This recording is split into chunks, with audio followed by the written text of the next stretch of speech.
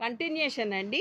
మొదటి యోహాను 5:6 నీళ్ళ ద్వారాను రక్తము ద్వారాను వచ్చిన వాడు ఈయనే.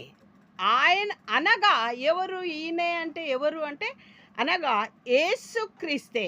ఈయన నీళ్లతో మాత్రమే కాక నీళ్లతో రక్తముతోనూ వచ్చెను. ఆత్మ సత్యము గనుక సాక్ష్యం ఇచ్చువాడు ఆత్మయే. ఆయన సత్యవంతుడు. ఆయన ఆది కాండంలో ఈ ఆత్మ దేని మీద సంచరించుచున్నది? నీటి మీద అల్లాడుచున్నది. కాబట్టి ఈయన ఆత్మ నీళ్ళతోనూ రక్తముతోనూ వచ్చింది. సిలువ వేసినప్పుడు ఆయన ఎక్కడ ఆయన డొక్కలోనికి పొడిచినప్పుడు చనిపోయినాడా లేదా అన్నప్పుడు ఏమొచ్చినాయండి? నీరు రక్తము వచ్చినది. ఈయన నీటితోనూ రక్తముతోనూ ఆత్మతోనూ ఏకీ